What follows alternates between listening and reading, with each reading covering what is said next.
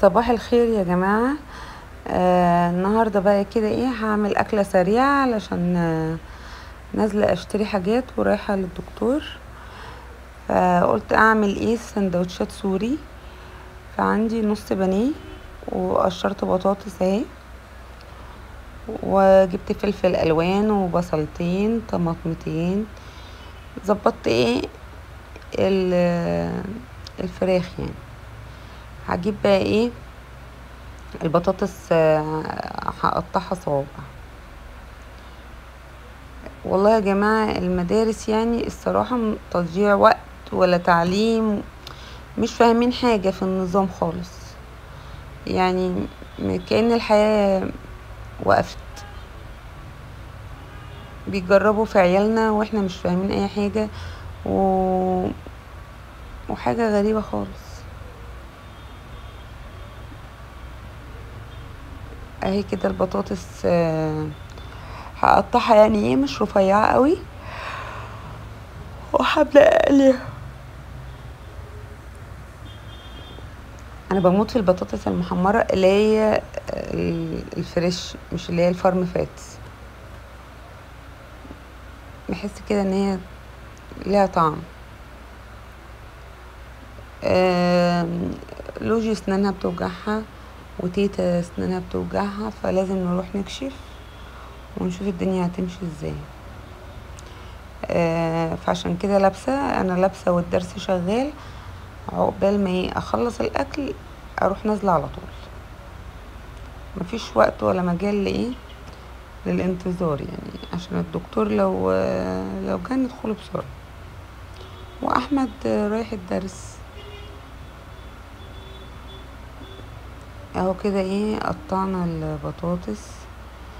كل ده بقى لوجي في الدرس واصحابها معاها، وعايزين يعرفوا انا بعمل ايه في المطبخ. ده اوحش حاجه في المطبخ الامريكاني. ريحه الاكل بتبقى طالعه بره. هو انا عامله ستاره، بس طبعا هم عايزين يخترقوا الستاره. التعليم بقى صعب جدا جدا جدا جدا، وبقى مكلف يعني. عايز جبل فلوس عشان يعني العيال تطلع من السنه. عايز جبل فلوس بجد. لا، واهم حاجه احنا مش بناخده برايفت، احنا بناخده يعني سنتر، بناخده في مجموعة كبيرة كده يعني. ورغم كده ان هي مكلفة. قلت بقى امسك البصل اهو، هوريكم بقى انا هقطع للشاورما بصلتين متوسطين.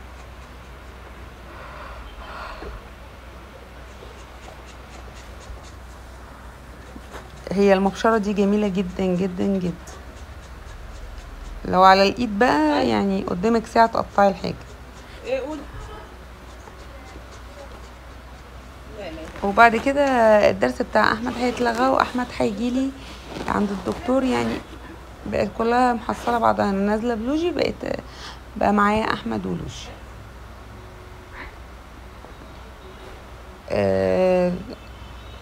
كانت التلاجة مفتوحة ورحت شفت الدنيا ماشية ازاي. عندي مواعين طبعا، خلصت الشقة وكل حاجة برا. كان لسالي بس حبة المواعين دولت ان انا احطهم في الغسالة مع المواعين واظبط الدنيا. كنت هنا بقى ركبنا الفلتر الحنفية بتاعت الفلتر، هبقى اوريهولكوا في فيديو تاني. بس الراجل لسه هيظبط لي في حاجة عشان في مية بتنزل منه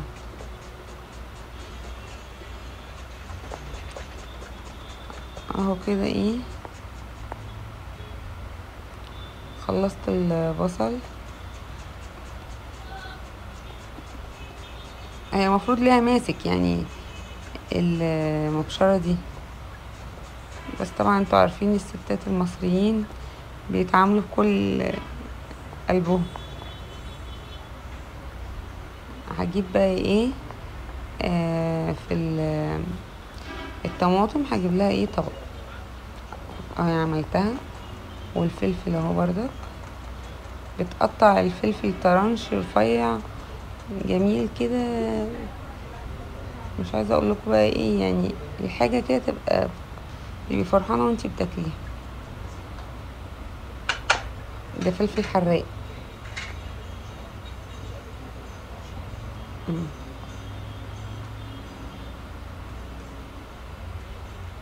بس كده، هو قرن واحد يجيب من الاخر. وفلفلايه حمرا وفلفلايه صفرا.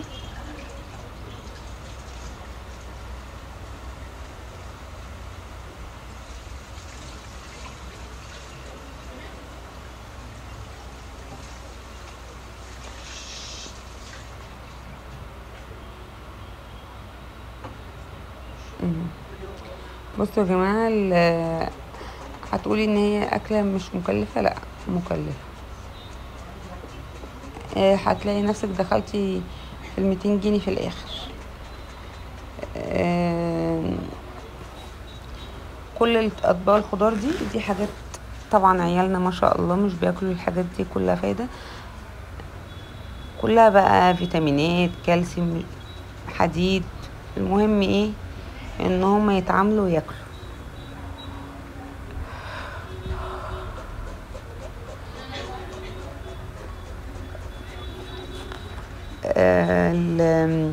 قولوا معايا.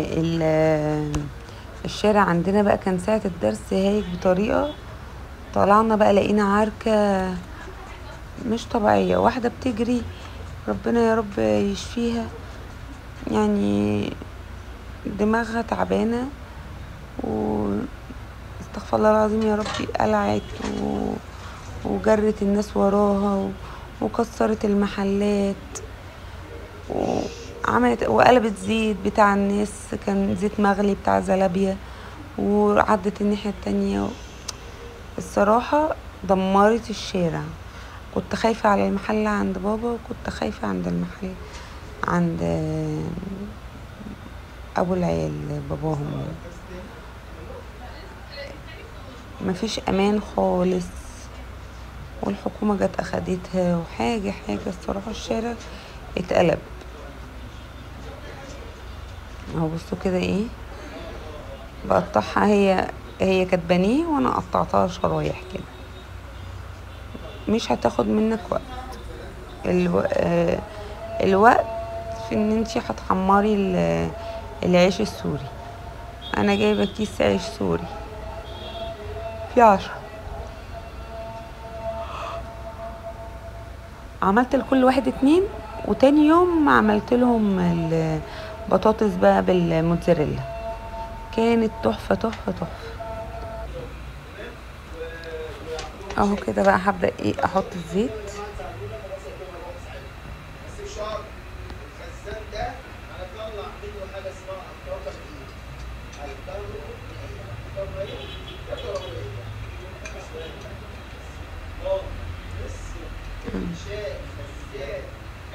احط الزيت اهو.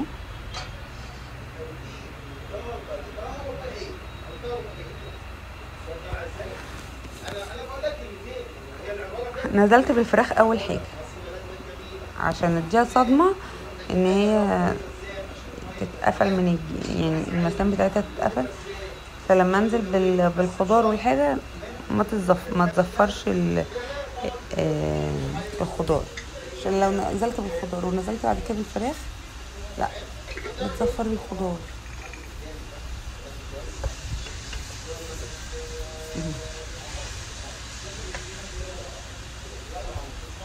كده بقى ايه، هبدأ احط فلفل اسمر اهو، وحطيت البصل.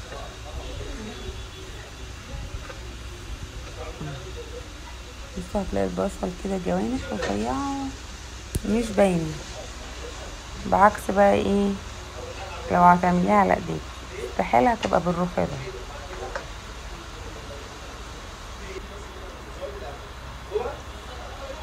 او بعد ما تشوحت البصلاية ودبلت، نزلت عليها بايه، بالفلفل. هصبر بقى شوية على الطماطم، هحطها اخر حاجة. ده فلفل اصفر وفلفل احمر.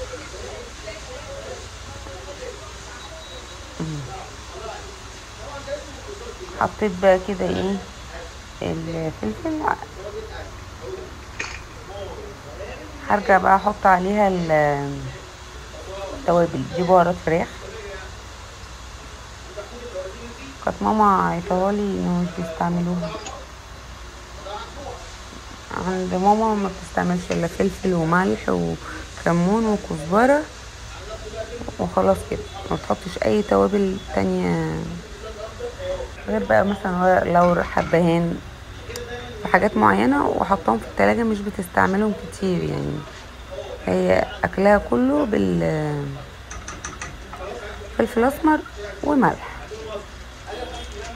وطبعا اكلها مفيش منافس معاها خالص، كلنا بنحب اكلها. كان عندي بقى ايه شوربة ما فيهاش لحمة، قلت اعمل شعرية ايه شوربة. فحمرت الكيس، قلت لو جاعوا بعد السندوتشات دي اللي عايز ياكل ايه ياكل. اهي كده هنزل بقى بالطماطم كده. ايه خلصنا اهي الشاورما. مش هخلي الطماطم ايه يبقى شغال عليها كتير، دقيقتين وحطف عشان الطماطم ما تتهريش. وكده لسه الايه لسه المكرونه هي حمرها. او كده انا خلصت الشاورما. اهي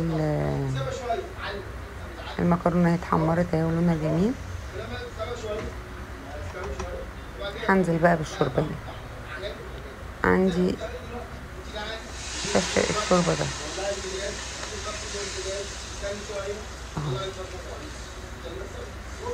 عندي لحمه بس ده كان موجود عندي يعني، فحبيت ان انا اعمل بيناه بتاع شوربه لحمه يعني. وكانت شوربه تقيله يعني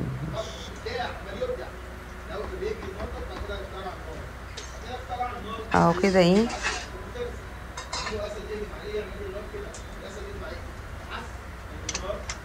هسيبها بقى تغلي لغايه ما تتظبط.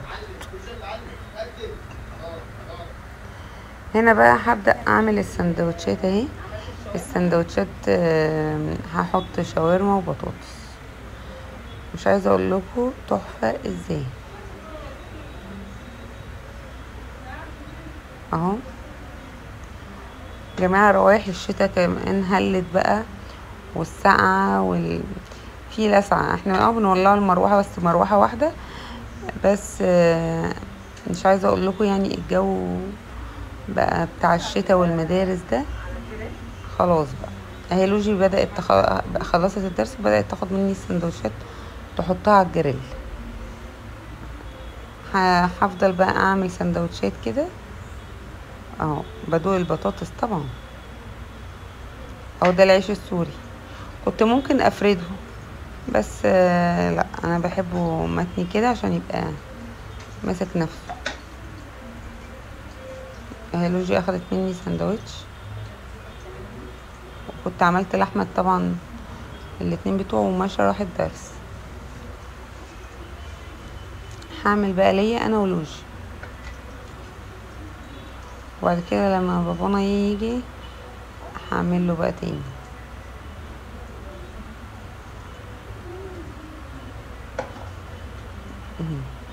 هعمل الاربعه دولت. كنت انا بقى شلت من في التلاجة طبق شاورما علشان خاطر بابانا بيطلع متاخر يعني اليوم ده قايلي هو ان هيجي متاخر، عشان الجو وكده فحطيتها في التلاجة عشان انا نازله.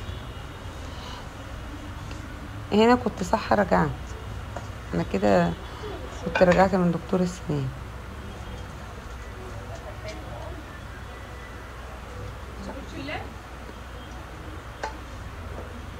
بصوا يا جماعه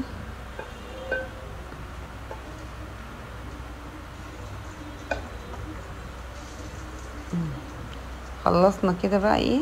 وهاخدهم بقى على الجريل احمرهم شمال ويمين كده بقى ايه. بدأت اهو احمر. كل سنة وانتم طيبين ويا رب شتاء سعيد علينا كلنا، وتبقى المدارس خفيفة علينا يا رب. اهو بصوا كده ايه هفضل بقى اجيبها شمال ويمين لغايه ما تتحمر كلها زي كده اهو. لوجي بتاعها مش هحمره لها قوي كده عشان هي مش بتحبه متحمر قوي.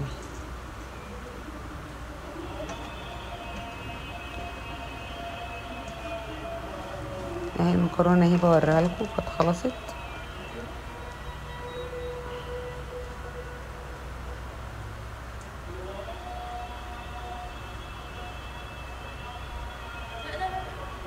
هحط نقطتين زيت كده.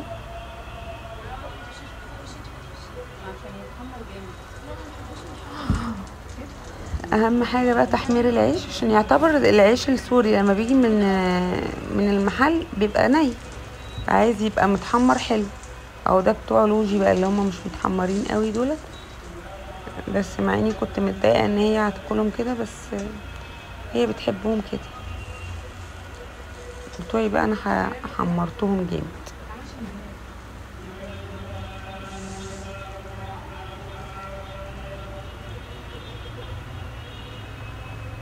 الجريل بيسعف على النار تاني من الاير فراير. انا جربت الاير فراير بتاع اختي والله كان جميل، بس ربنا يسهل. وكده بقى ايه بوريكم، ومع السلامه.